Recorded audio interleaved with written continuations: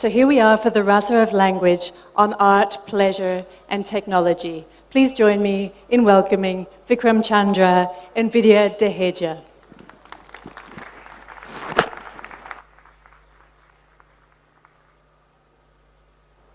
This is going to be a real pleasure, Vikram. Thank you.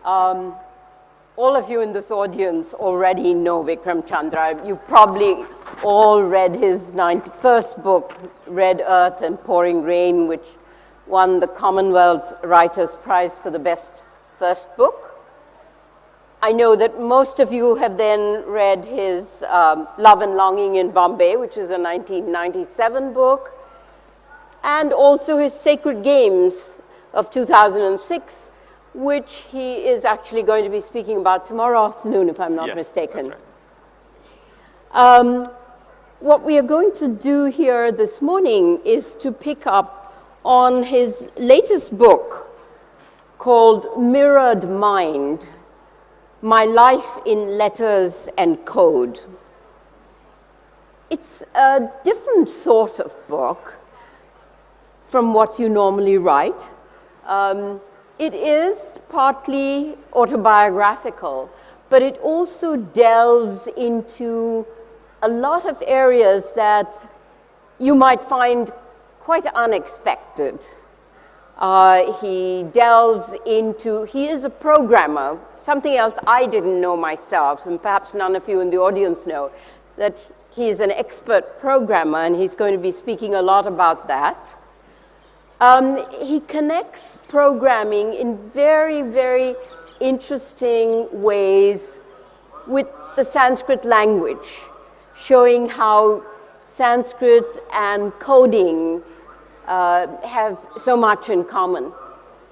He then moves to talk about Anandavardhana and Dhwani, the idea of suggestion and how important that is in Indian literature, and how that works into programming and coding. Yet another strand is to pick up on Abhinavagupta and Rasa theory, and show how that plays into it. And all the way through all of this, he talks about how programming is an art, programming is pleasure. And so I think the only thing he wanted when he chose the title of this panel was that it should have the word pleasure in it, absolute must. And that's not all. He also talks a great deal about Tantra in this book. So I think we have a feast in front of us. We're looking forward very much to have him explicate some of these ideas. And I'm going to start by reading little snippets from the very first chapter, which he calls Programming as Art. And he's talking about the fact that programming really is an art, and that it is very similar in many ways to the other arts. For instance, he quotes a writer to say, "What hackers and painters have in common is that they're both makers, along with composers, architects, and writers. What hackers and painters are trying to do is to make good things." Yet another little quote, I want him to then take over very shortly. "All those unseen details in a Leonardo da Vinci painting combine to produce something that's just stunning, like 1,000 barely audible voices all singing in tune. Great software, likewise, requires a fanatical devotion to beauty. If you look inside good software, you find that parts no one is ever supposed to see are beautiful too." So what I hadn't realized was how much programming was to you an absolute pleasure. Oh, yes. And I think most of the audience will not have realized too that programming is so essential a part of your life. Yes. So yes. would you like to speak about the... Sure. Although I should preface that by saying that I'm not an expert programmer at all. I was a kind of amateur who ended up getting paid to program, which was very lucky because it paid my way through graduate school and researching and writing my first novel. So that was a happy coincidence, and I guess I should try and tell you why and how programming and writing literary prose might be similar or different. So most of us know that when programmers write programs, they use languages which are more or less like English and other spoken languages. But what many of us who are civilians, who are from outside the world of programming, might not understand is that clarity and expressiveness are a premium in programming. And the reason for this is that you're not writing programs as much to give instructions to the machine, but to tell the programmers who are going to maintain your code 10 years from now, 20 years from now, about how your program actually works, right? So it often happens that if you write code today and then you read your own code 2 months later, it looks like hieroglyphics. You cannot tell, you can't sort of parse out what you actually did. So in the 70s, a very respected computer scientist named Donald Knuth proposed this idea that has become very influential of literate programming. And he said, when you program, when you write code, don't think that you're giving instructions to the machine. That's just a byproduct. Write your code for the other programmers of the future who are going to be reading your code and trying to figure out its architecture, how it works. So, and this is really, really crucially important. Again, I don't know if many of you know this, but code lasts for a long time. The financial data your financial data that is handled by your banks is probably being handled by code that was written in the 60s and 70s, right? It lasts that long, 50 years. And that code is written in a language called COBOL or Fortran, both of which were introduced in 1959. And so maintaining COBOL code is trying to read, is the computing equivalent of looking at ancient Mesopotamian hieroglyphs, right? Because it's that far back in computing years, which pass very quickly. So like I was saying, clarity and expressiveness and elegance of architecture become very, very important. And so programmers obsess about this. This is what they think about every day. And some of them will go so far as to say that what they're doing is constructing beauty, right? And there's an argument made, which is, I think, actually very sustainable, that if you write elegant, beautiful code, you will have greater functionality, right? So that beautiful code is actually better code. And therefore then, people like Paul Graham, who you quoted, who's a very successful programmer and venture capitalist, like to make this assertion that hackers are artists, right? And he actually wrote an essay, a very famous essay with that title, Hackers Are Artists. And since I've worked on both sides of this fence, worked with language, which is a formal language, programming language, and then worked with language in literature, I guess my initial impulse with this book was to try and see how far Graham's analogy held, right? How is writing code like writing poetry, and where and how is it different?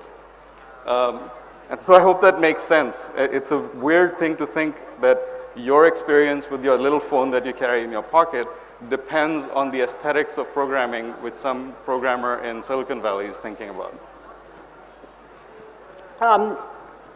One of the things I found very intriguing is that you talk about programming being almost a relief from writing. Right. I think at that time you were writing Red Earth and Pouring Rain. Yes. And you said, you write here, I was writing fiction steadily, but I found that the stark determinisms of code were a welcome relief from the ambiguities of literary narrative. By the end of a morning of writing, I was eager for the pleasure of programming. Yeah. I don't quite think too many people would see it that way and understand it. And right. Except all the coders, if there's any coders out here, you'll understand that it's an addictive process, right? What happens with writing literary narrative is that you're constantly dealing in ambiguity. And you're actually trying to introduce ambiguity, which I guess we'll talk about in a little bit, because according to the classical Indian theoreticians of aesthetic pleasure, they argue that there's a kind of considered ambiguity, a multiplicity of meaning, which they call dhvani, reverberation, and that's what the beauty of poetry depends on, right? So all day long, you sit there as a writer and you try and make this echo happen beneath the surface of the language. And with code, you're doing exactly the opposite. You're trying to remove ambiguity. If there's a piece of your code that can actually mean two things at the same time, that's disastrous. It's going to crash your program. It's going to kill people. It's going to send cars down the wrong street. So code is all about denotation, whereas literary language is all about meaning, and the meaning that exists under the surface of the language that the poetry actually doesn't speak explicitly. So it's very sort of, when you program, the way that you do it is that you write tiny little pieces of code that have only one function, right? So at any given point, the piece of code that you're writing has one job. And then, so for instance, you might be writing a little function that subtracts one number from the other. So what you do is you write that, and then you write a bunch of tests, right? You give it the numbers 3 and the numbers 2 to your subtraction function, and then the test runs and sees whether it produces the right output. Then the next test you write maybe gives it a negative number, and you wait and see if the test shows that it is still correct. And the way that it happens on your screen is that when your tests run successfully, you get this series of really pleasing green check marks, right, that suddenly pop up on your screen. And on the other hand, if you've written bad code or faulty code, you get this ugly red check crosses like your teacher gave you in 6th grade on your test that suddenly start popping up. So what happens is that you try and tackle a problem, and then you write a series of tests, and you can see instantly whether it works or not, right? And if it doesn't work, what you do is you refactor your code and run the same tests again, and then suddenly the green stuff starts coming up. And you get this instant rush of pleasure at having made something that actually works the way it's supposed to, right?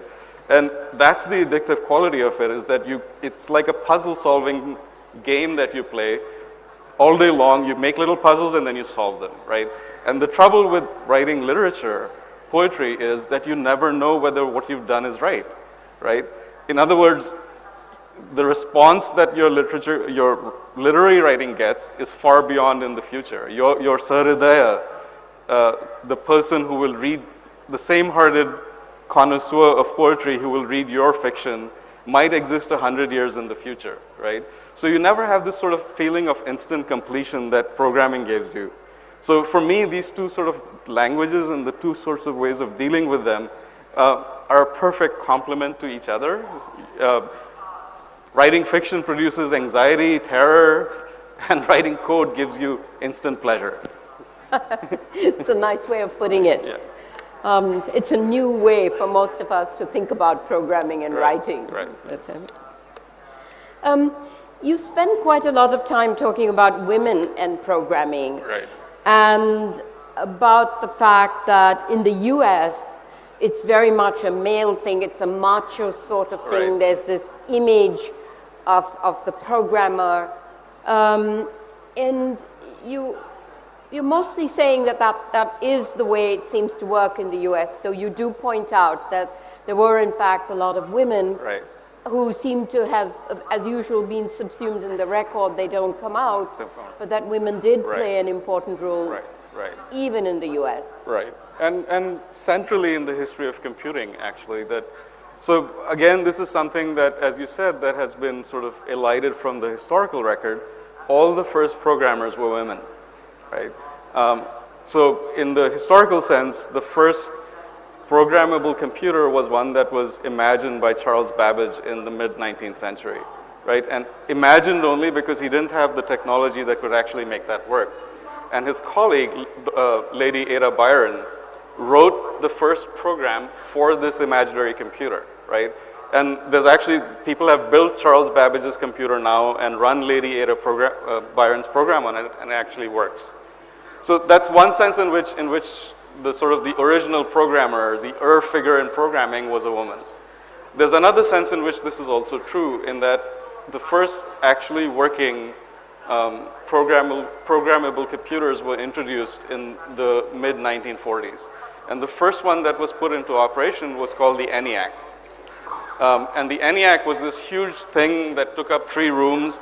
and you programmed it by plugging these, it looks sort of like a big, huge telephone switchboard, and you programmed it by patching one thing to the other, these cable cords that ran from one of the switchboard points to the other, right? And that work, the actual programming work, was all done by women, and there were certain historical reasons for this. At that point, amazingly enough, nobody had realized that programming was actually quite difficult, right? The idea was that the male scientists would produce the mathematical algorithms and the data structures, and then they would hand off this plan, as it was called, to a bunch of coders. They were not yet called programmers, and coders were seen as menial workers, right? The equivalent of plumbers or secretaries, and it was thought that programming would be so transparent that they could just take the algorithm and sort of menially just hook together a bunch of things on the switchboard and it would work. And so, as usual, in many professional settings, especially at that time, the part that was intellectual work, that was mental work, was seen as belonging to men, and the part that was seen as menial or secretarial was seen as belonging to women, right? And the very shape, the historian that I use in the book, Nathan Ansmanger, argues that even the shape of that first computer, the ENIAC, that it looked like a telephone switchboard, made it impel people to think that this would just be like working on a switchboard, so you would have women do it. So what happens in the United States over the next 50 years is that as people start to understand that programming is a very, very valuable skill, that you can get paid lots of money for it, it slowly gets masculinized, right? So an identity of the professional programmer is produced that is essentially male, and a particular kind of male, right? The geek, right? The antisocial, sort of isolated geek who works all day, Mark Zuckerberg in his dorm, sort of like not going out for parties, but he's making Facebook, right? That guy is what the programmer becomes in the popular imagination. And women slowly get excluded from this programming, and it's a sort of strange paradox now that Silicon Valley, which is where I live near, is populated by people who think themselves as the most rational people on earth, right? They're engineers, they're liberals, they're the sort of elite of the thinking population of the world, and yet Silicon Valley is continually beset by these sexism scandals, right? And sexism in the most sort of stupid, ordinary, kind of banal way. As in, at computing conferences, somebody will be trying to demonstrate a technology and they're trying to tell the audience this is really cutting edge technology, it's sexy, so the backdrop of their slide will be women in bikinis, right? It's just absurd, but there's a sort of cowboy attitude that exists in Silicon Valley that's a very real part of that environment. It's this geek machismo, which, if you haven't seen it, makes no sense, but it actually exists in a very large way. The paradox, the interesting thing is that India, despite its long, recent history of sexism and sexual violence and so on, the percentage of programmers in India is greater than the percentage of women programmers in the States. So in the States, it's somewhere around 21, 22%, and in India, we have 30%. And there's a lot of recent scholarship that is looking at this situation, trying to figure out why this should be so. And the answer a lot of people come up with is that intellectual work, or at least scientific work that is connected to logic and mathematics, is not produced as a male domain within Indian culture, right?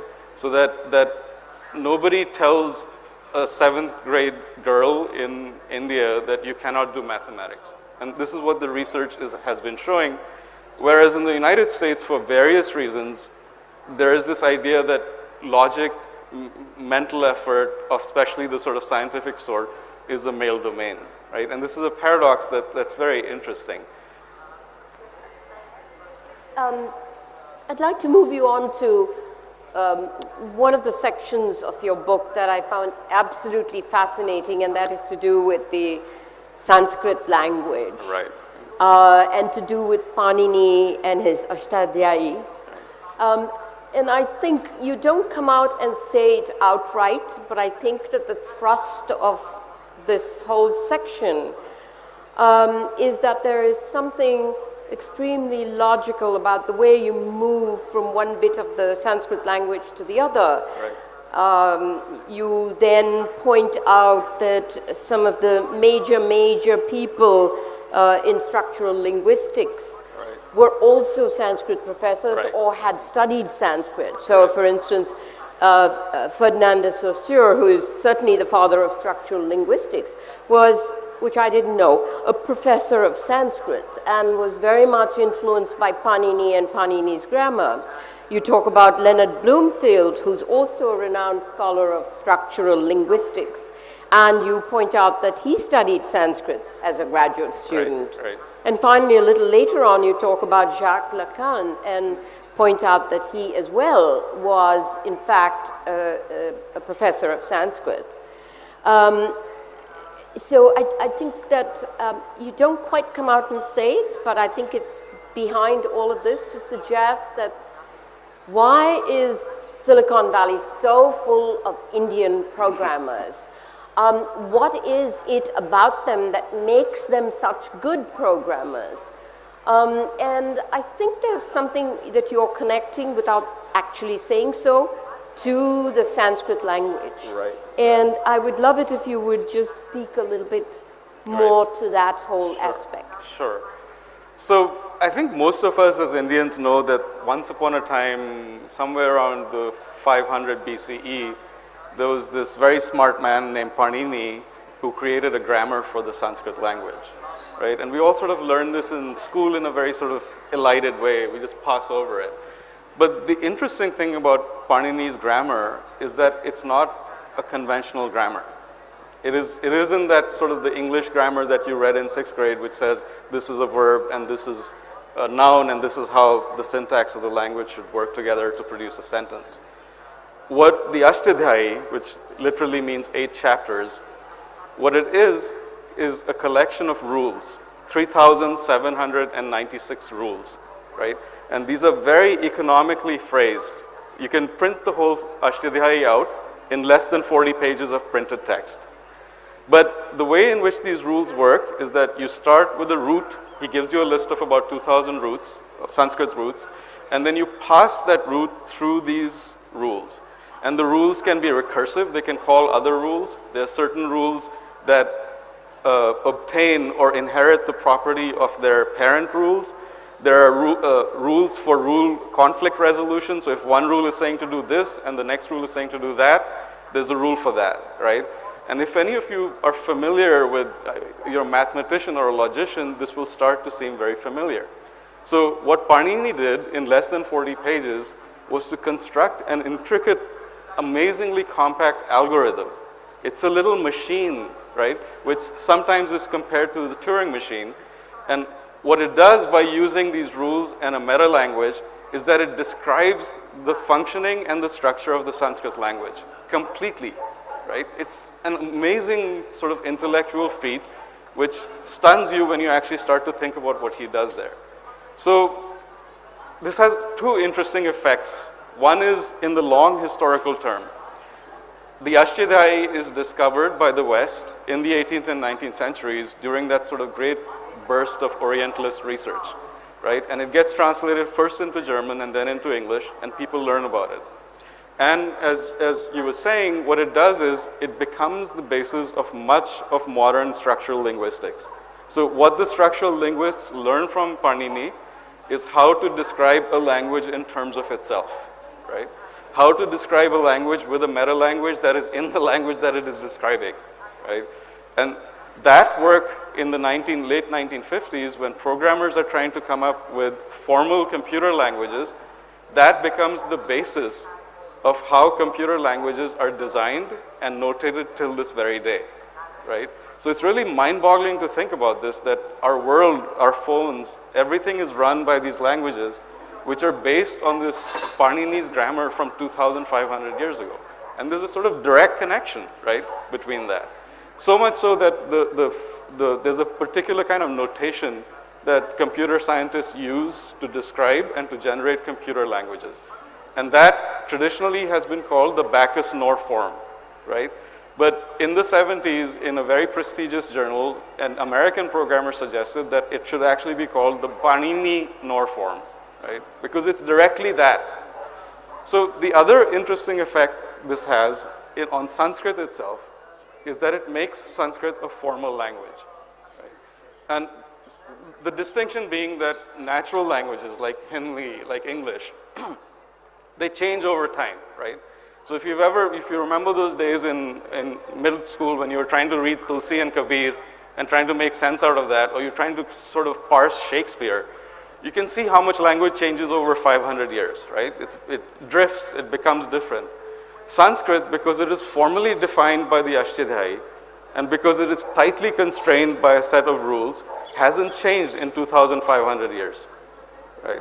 So there's a general trend in certain directions. There's more use of compound words as you come closer to the 20th century. But if you had a Pandit today in Varanasi write a letter, and you sent it in a time machine back 2,000 years, his ancestors would be able to read that letter and make sense of what it says, right? So it's this sort of amazing sort of, it's not uniformity, it's not rigidity, but it is a stability, right? The other sort of interesting implication of Panini's grammar being an algorithm, a machine, is that as one Sanskritist, an Indian Sanskritist described it, it's a machine that produces an infinite number of Sanskrit words and Sanskrit sentences, right? So if you're looking for a new word, you can take a root, and you can take another root, and then you can combine them and come up with a new word. So much so that this infinite number of Sanskrit words, we don't actually know which words were used or not, because we don't have the research to actually see which were, these are all legal words, right, that make sense within the rules, but we don't know whether they were actually ever used or not. So it's a very peculiar language that it's unique in the world, history of the world, and unique among languages. I'm going to something which you say later on about Sanskrit, about how you were sort of forced to learn Sanskrit briefly. Yes. And how you sort of rejected it the minute you found another language, a European language that you could learn, and forgot about Sanskrit. And then you ask, what makes a poem beautiful? And then you quote, the one thing you quote is a Sanskrit poet. Right. And it's a beautiful piece that you have quoted, and I'm going to read it Sure. for the audience. It's Kshemendra, who is a student of Abhinavagupta. So we're talking about the 900s or thereabouts. Thereabouts, yeah. Of this era. And it says, the one he quotes, "A poet should learn with his eyes the forms of leaves. He should know how to make people laugh when they are together. He should get to see what they are really like. He should know about oceans and mountains and themselves, and the sun and the moon and the stars. His mind should enter into the seasons. He should go among many people in many places and learn their languages." And then Vikram ends, "I have a sabbatical coming up. My plan is 1, write fiction. 2, learn a functional programming language. And 3, learn Sanskrit." So that's where he is with Sanskrit. I have been trying to teach myself. I'm on lesson 16, which is, I can say things like Kutra Bhavami, where am I? Maybe in 10 years I'll be able to read Kalidas, something to look forward to in my old age. So the project is alive, yes. Let's talk about, you give Anandavardhana and the whole idea of Vyanjana, of suggestion and of implied meaning, Dhvani. Right. A lot of importance, and you quote several things. You tell us that Anandavardhana did not invent suggestion. He just sort of pointed out that all good poetry, all good prose contains suggestion. You don't always have to come out and say something. You imply it, and the implications are so important.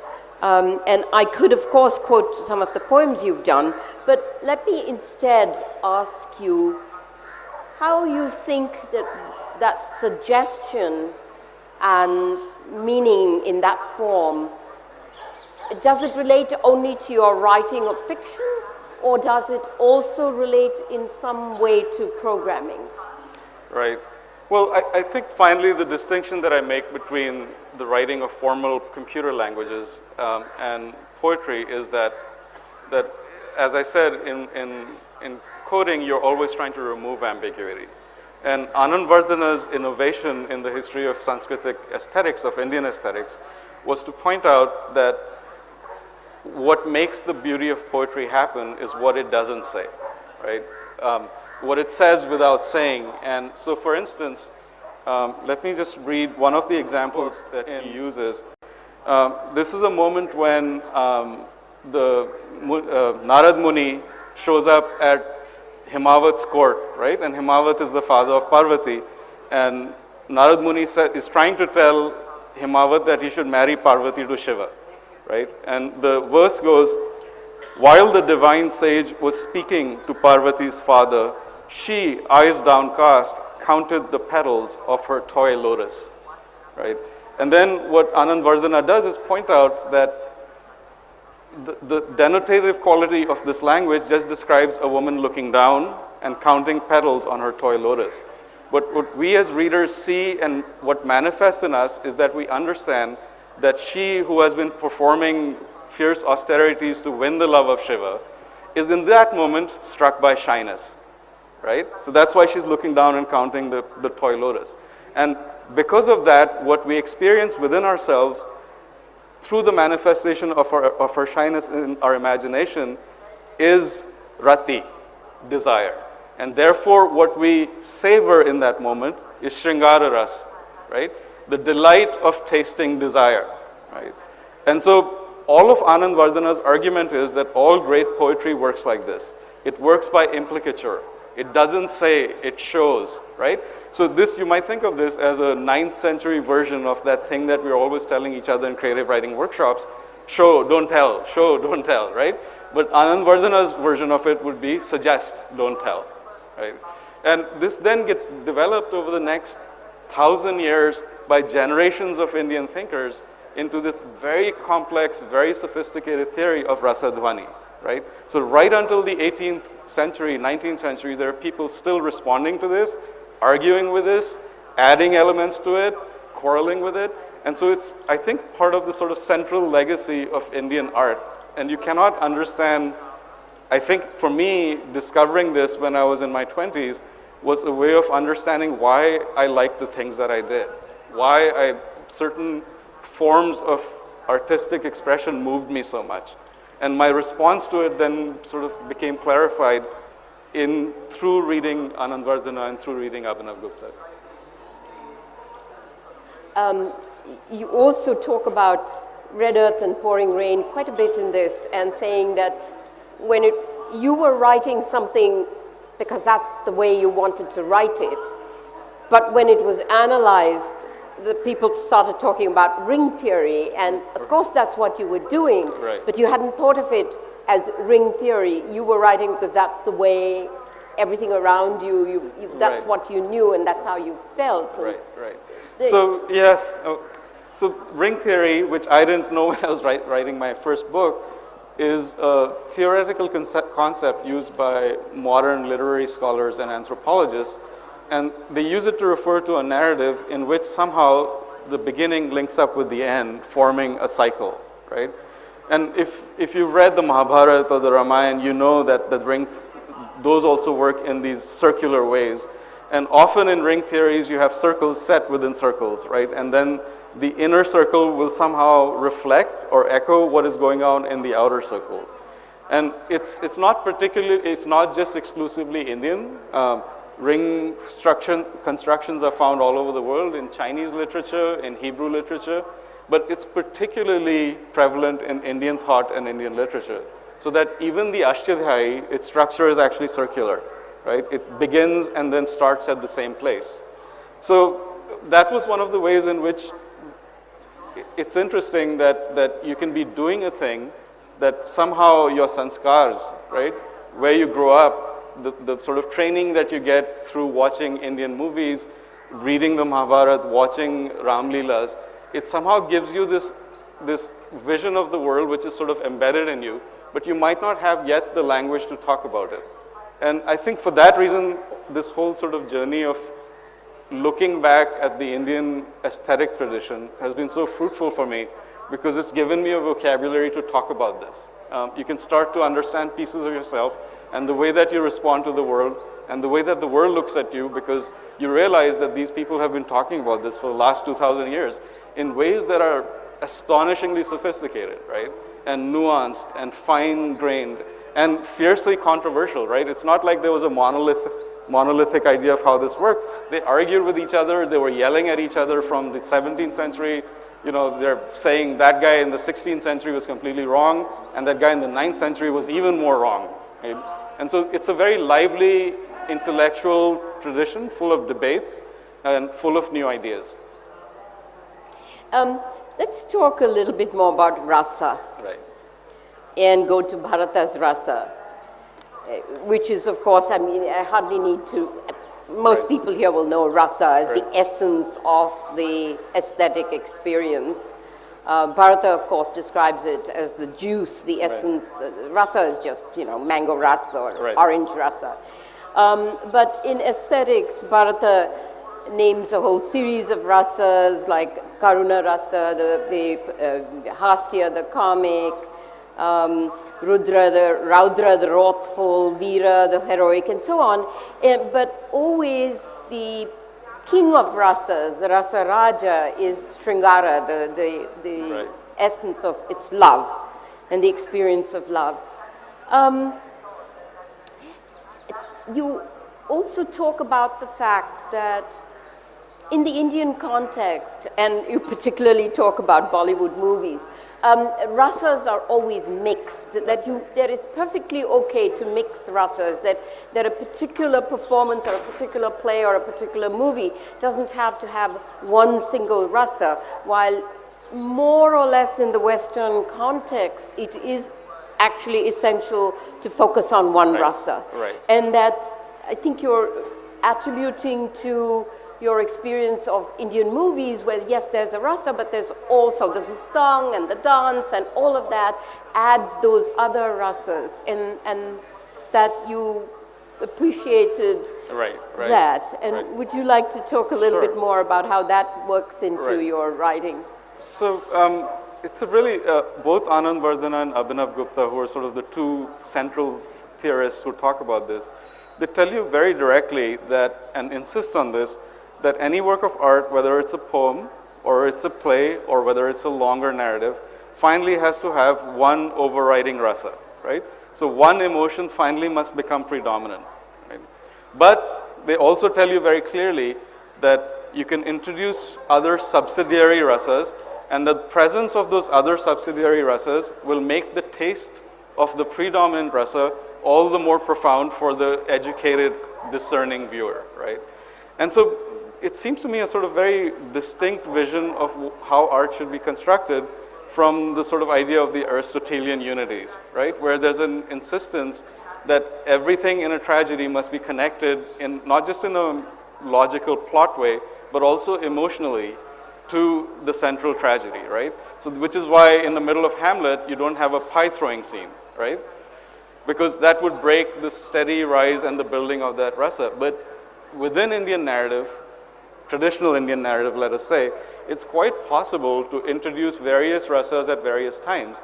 And then if you do it carefully, right, you just can't throw it all in there and mix it together like a khichdi, right? You have to plan it, and it has to be like the dance of tastes that exists on a really well-constructed thali. Everything has to complement everything else, and then finally it should leave you with this wonderful feeling of having tasted one rasa with all these sort of sub-tunes, these little notes underneath of all the contrasting rasas. And it seems to me that I think one could make a broad statement that in popular Indian cinema, this has always been true, that you've been able to do these, you know, in every Guru Dutt film, there's that Johnny Walker scene, right? Which is necessary, but because he's so good at doing it, the Johnny Walker scene adds to the tragedy of Guru Dutt, right? And that's what makes those so delicious and so satisfying when you encounter that really well done.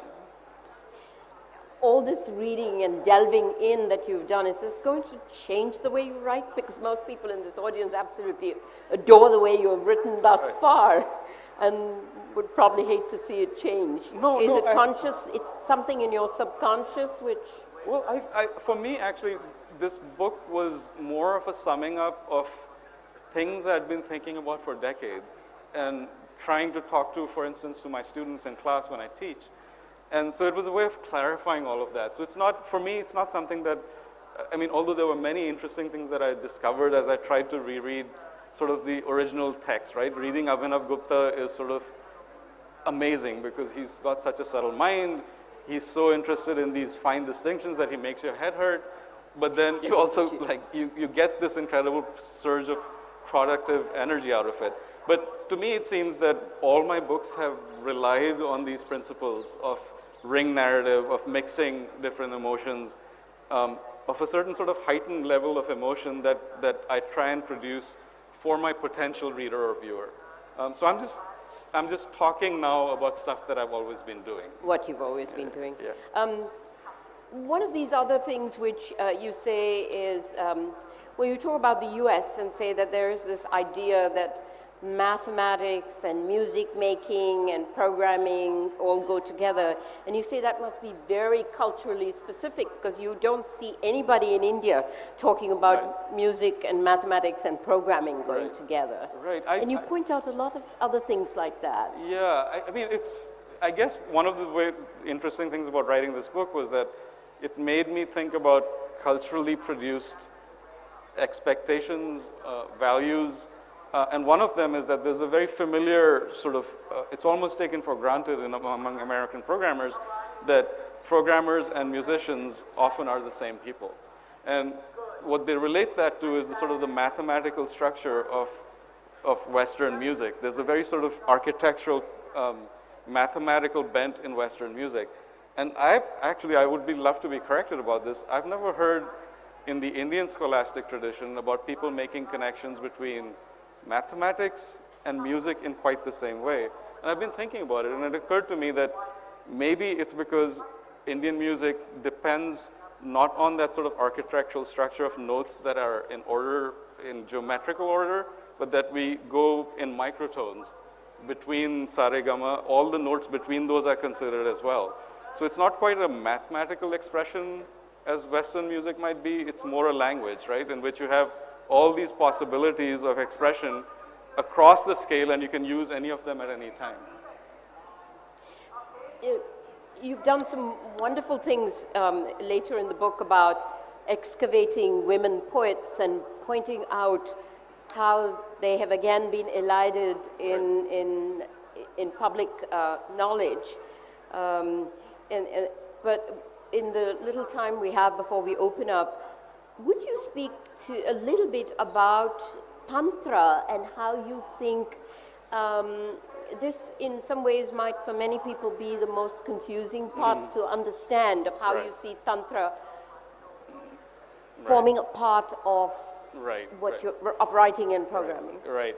So there's a connection with tantric thought and tantric practice that comes actually very directly into the book through the amazing figure of Abhinav Gupta, right? So Abhinav Gupta is this astonishing polymathic intellectual. He's a poet, he's a musician, he writes about aesthetics, he writes about metaphysics, he writes about religion, and then along with all this, he's a major tantric himself, right? Somebody who is known to be so in his time in Kashmir. He's a Kashmiri guy, and everyone understands this and knows about this. And in his philosophy of art, yoga or tantra, the exploration of the inward world, is intimately connected to art, right? And I guess one way of thinking about this would be, so when you're watching a play, for instance, the interesting question is, whose emotions are you feeling? It can't be the writer's emotion, right? Because the writer is maybe dead 500 years ago, and all you've got is this language. It isn't the actor's emotion, right? Because the actors might actually hate each other while they're playing a love scene. It doesn't really matter what the actors feel at any given point. So what's the answer? The answer is that what the art does is gives you access to certain stable emotions that are always present as trace elements within you, right? So certain, what they call sthayi bhava, right? Stable emotions. So when you react to a play, what are the characters feeling? Well, they're feeling your emotions actually, right? Your emotions are being brought alive and put into play, as it were, by the fiction that you're reading. But then who is watching those emotions? It's also you. So in art, the subject and the object become one, right? And that should remind you of what else, right? What do you do in yoga? You try and become one and unseparated, right? In yoga, in tantra, subject and object are sort of melded together, and the separateness within you and the world recedes. Everything becomes one. So according to Abhinav Gupta, this is exactly how art works, and he's very insistent about this. He's not saying that the aesthetic experience is like the experience of the yogi. What he says is, it is the same. That art and yoga, art and tantra are absolutely about the same thing. And what you're tasting in art is the bliss of your own consciousness. Right? It's an amazing line. What you're tasting in art is the bliss of your own consciousness. Right? And that, therefore, for him becomes the taste, or sort of you are seeing Shiva or Shakti herself, right? Together, subject and object becoming one. So there's a sort of tantric element to all of this thinking that Abhinav Gupta, in a sense, completely brings out and focuses on. Before I open it up, I'm just going to read a little bit. You say I write in English. The language of the conquerors is the language of my marga, and it is one of the languages of my interior. And then you go to Red Earth and Pouring Rain and point out how your character Sanjay finds that he just cannot express himself in English.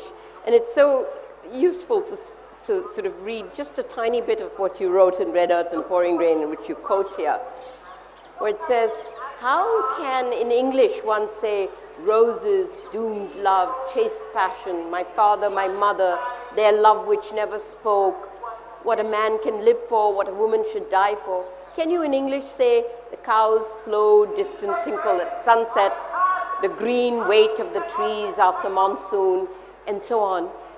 And you end by saying, and so all Sanjay could say after all was not. No. It was a very, very effective prose, and yet you write so easily and fluently and evocatively in English. So I find it very interesting that you spent that much time on that. I mean, I think it's one of the conditions that we live in a post-colonial world, is being able to express certain things or to see the world in a certain way in an epistemic structure or a philosophy of the world, which essentially was brought in from the outside, right? And I'm not being a revivalist. I'm not saying we need to go back to our golden age. There never was a golden age, and we'll never get it back if there was one. But I think this problem of how do we recognize ourselves and how do we say the things that we need to say is something that every writer faces, and certainly every thinker faces as well. Let's take questions from the audience.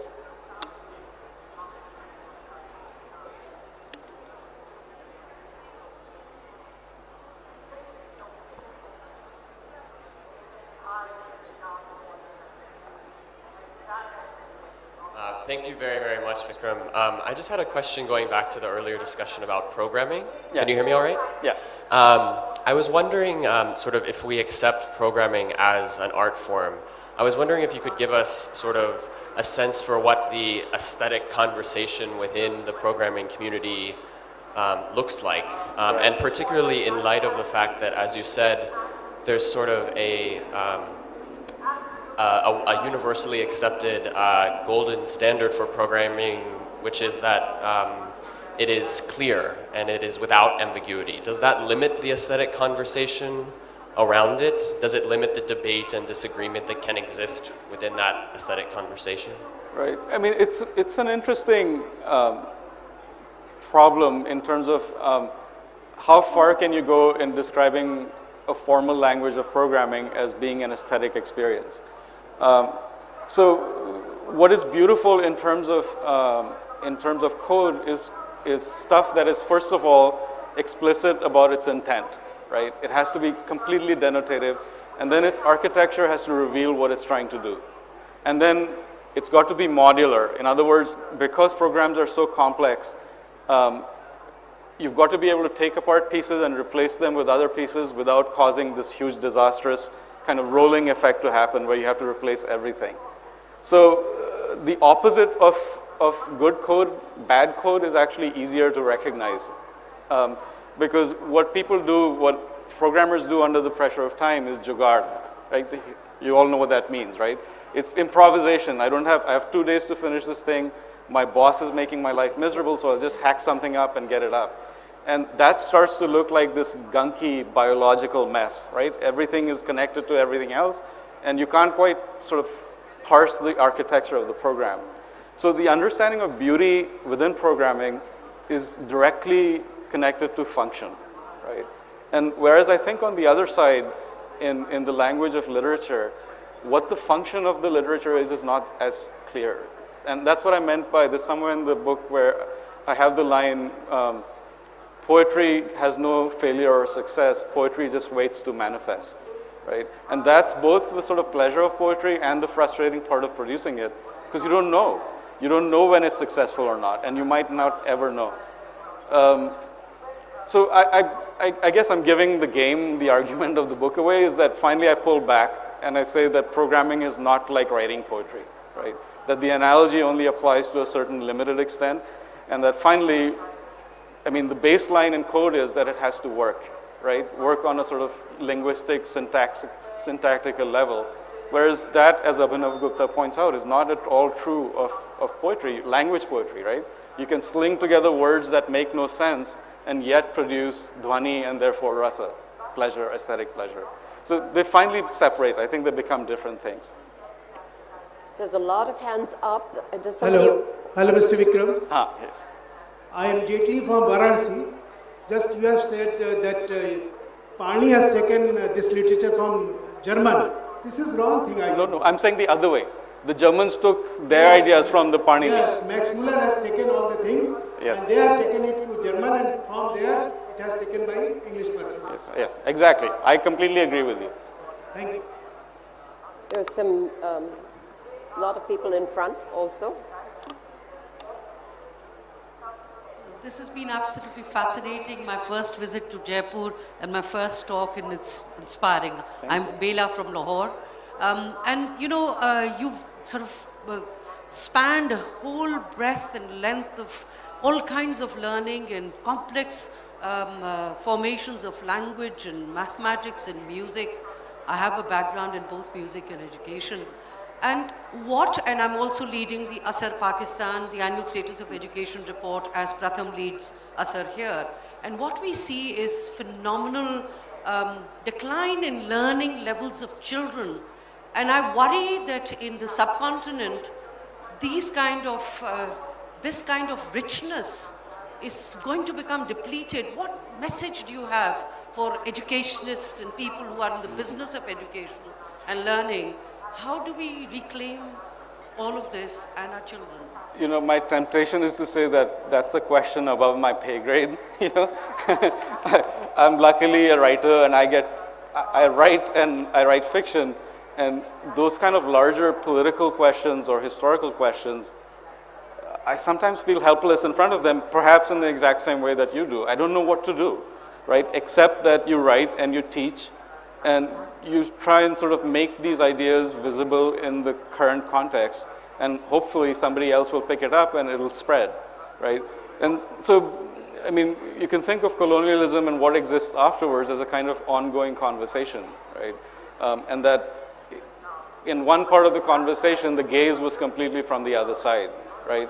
And I think maybe now we have the possibility of looking back and speaking back, and which is what we ought to do.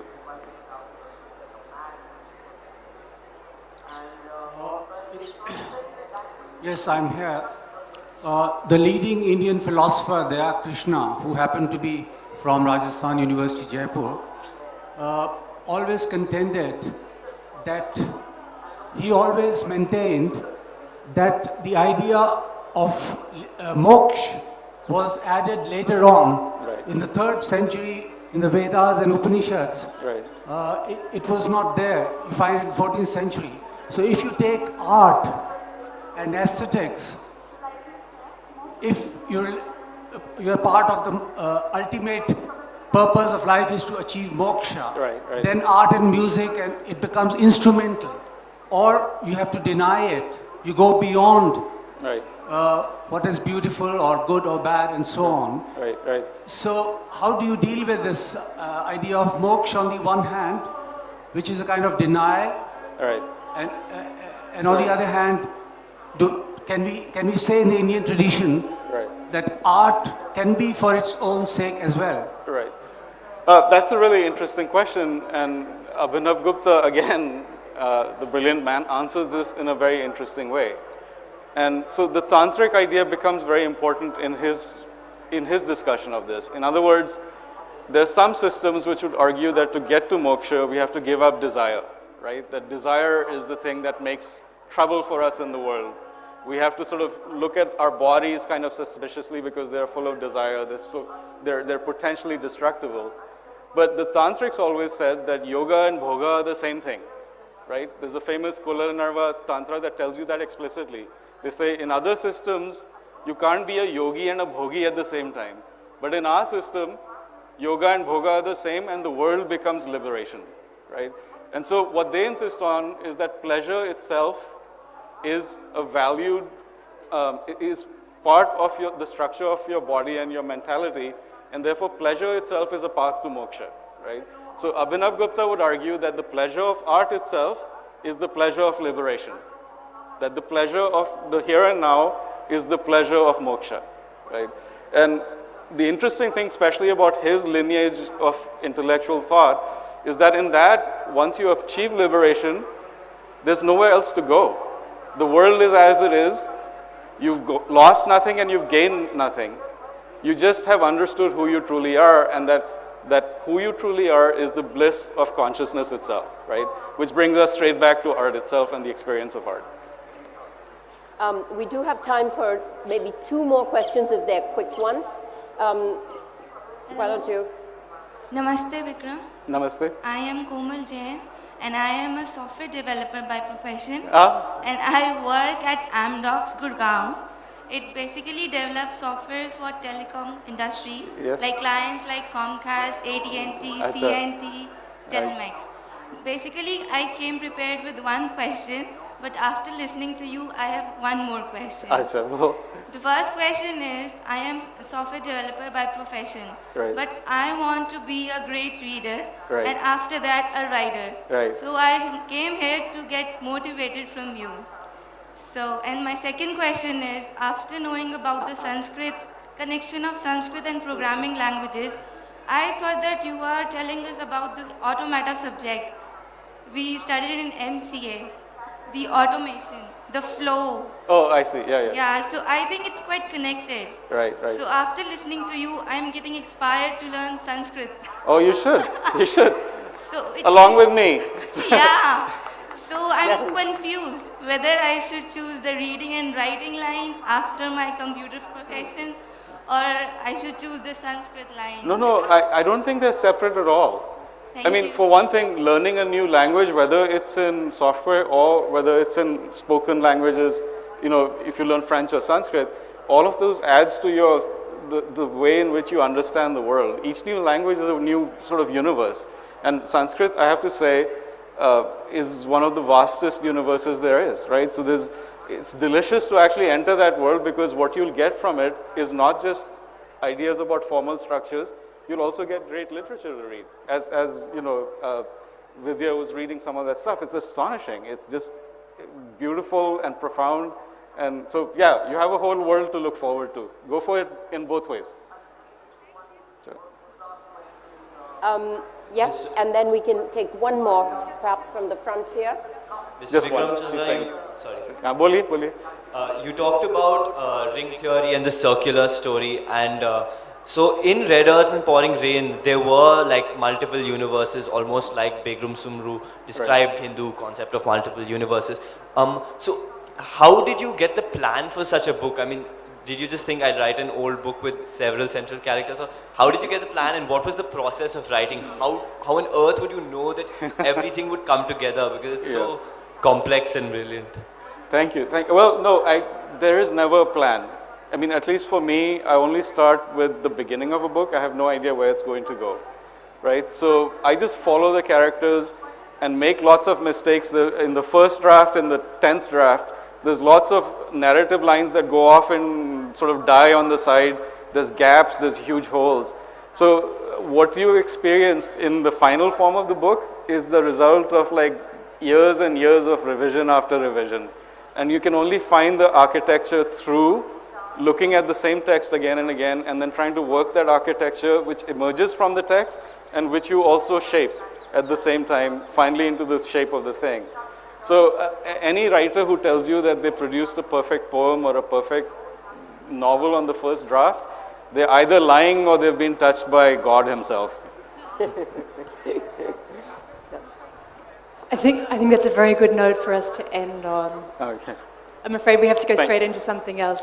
So I will cut off there. Please give a very warm round of applause for Vikram Chandra and Vidya Dehejia.